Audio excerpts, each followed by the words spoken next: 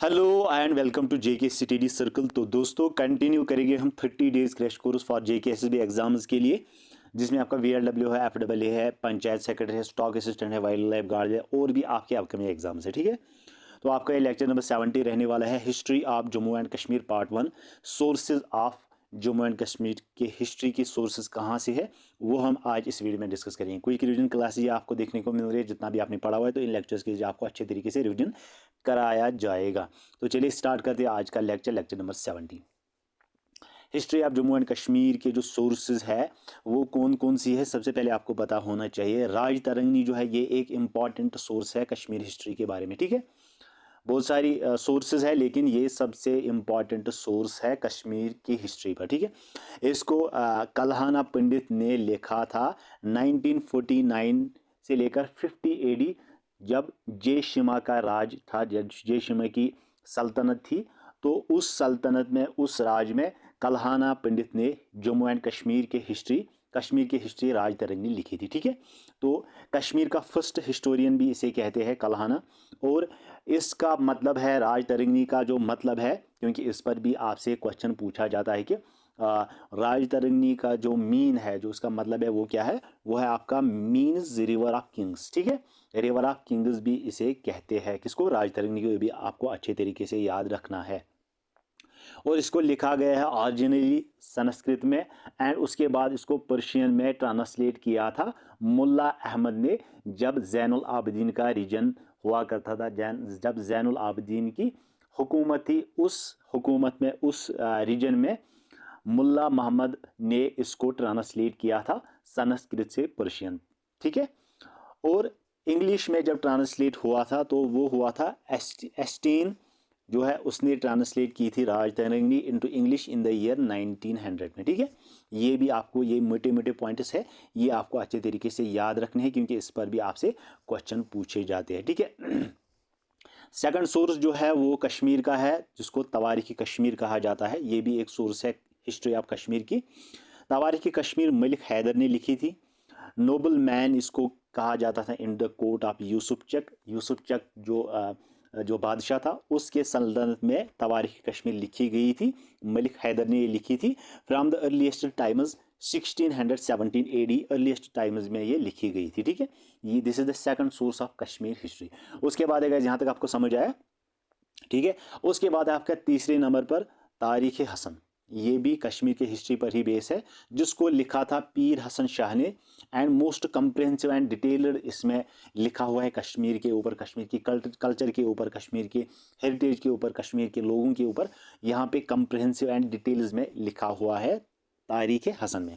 और इसको 19th century earliest time में लिखा गया था। ठीक है गाइज, तो ये यहाँ पे सोर्सेज है कश्मीर हिस्ट्री की। फिर से रिपीट करूंगा ताकि आपको अच्छे तरीके से ये याद रह सके। ठीक है, इस पर ही आपसे क्वेश्चंस पूछे जाते हैं। ठीक है, सबसे पहले आपको याद रखना है राज तरंगनी जो है ये एक इम्पॉर्टेंट सोर्स है कश्मीर हिस्ट्री के ऊपर। ठीक है, और इसको किसने रिटर्न किया है, इसको किसने लिखा है? कल्हाना पंडित ने। किस रीजन में, उस वक्त किसकी बादशाह थी जब ये कश्मीर की हिस्ट्री लिखी गई थी राज तरंगनी? उस टाइम जय सिम्हा जो है वो हुक्मरान था, वो बादशाह था, उसकी हुकूमत वहाँ पे चलती थी। और किस सल्तनत में? जय सिम्हा सल्तनत में 1949 से लेकर 50 एडी के दरमियान जो है ये राज तरंगनी लिखी गई थी बाई कल्हाना पंडित। ठीक है, इसको कल्हाना को फर्स्ट हिस्टोरियन ऑफ कश्मीर भी बोलते हैं क्योंकि इसने जो है फर्स्ट हिस्ट्री लिखी थी कश्मीर के ऊपर। अब राज तरंगनी का जो मतलब है, इस पर भी आपसे क्वेश्चन पूछा जाता है, तो उसका मतलब है रिवर ऑफ किंग्स। ठीक है, river of kings is the mean of Raj Tarangini. Originally ये संस्कृत में जो है लिखी हुई है और इसको बाद में ट्रांसलेट किया गया पर्शियन में मोहम्मद मुल्ला अहमद ने, जब जैनुल आबदीन की बादशाह थी, हुकूमत जैनुल आबदीन जो है वो कर रहा था, उसी के रीजन में मुल्ला मोहम्मद ने संस्कृत में जो राज तरंगनी लिखी गई थी उसको बाद में पर्शियन में ट्रांसलेट किया था। ठीक है, उसके बाद एस्टीन, ये एक जो है हिस्टोरियन था, इसने राज तरंगनी को इंग्लिश में ट्रांसलेट किया इन द ईयर 1900। ये भी आपको याद रखना है। ठीक है, उसके बाद तवारीख कश्मीर। तवारीख कश्मीर किसने लिखी है गाइस? मलिक हैदर ने। सबसे पहला पॉइंट आपको याद रखना है, नोबल मैन इसको कहा जाता था in the court of Yusuf Chak, यानी कि यूसुफ चक की जब बादशाह थी, ये बादशाह था जब इसकी डायनेस्टी थी, उस वक्त मलिक हैदर ने तवारीख़ कश्मीर यानी कि हिस्ट्री ऑफ कश्मीर पर बुक लिखी थी और उसको 1670 AD अर्लीस्ट टाइम में लिखा गया था। ठीक है, ये 3 पॉइंट्स आपको तवारीख़ कश्मीर के रीजन में याद रखनी है। उसके बाद है आपका, क्योंकि मैं आपको इसलिए रिपीट कर रहा हूँ ताकि आपको ये सारे पॉइंट्स याद रख, क्योंकि जितना आप रिपीट करोगे चीज़ों को उतना आपको अच्छे से समझ आता है और आपको याद भी रहता है। तारिक हसन, ये भी कश्मीर की हिस्ट्री पर लिखी गई थी। ये लिखी थी पीर हसन शाह ने।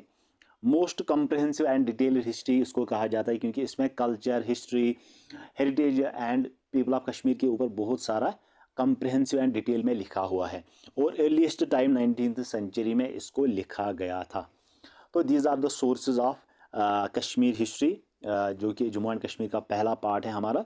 उसके बाद हम आपको history of Jammu and Kashmir पढ़ाएंगे। ठीक है, कौन कौन सी डायनास्टीज़ आई थी, मुस्लिम रूल कब आया था, डोगरा रूल कब आया था, मगर रूल कब आया था, सिख रूल कब आया था, तो ये सारे जो है ये हम एक जो है क्रोनोलॉजिकल आर्डर में आपको पढ़ाएंगे। ठीक है, क्योंकि बहुत ही वास्ट टॉपिक है, इस पर भी आपसे क्वेश्चंस पूछे जाते हैं।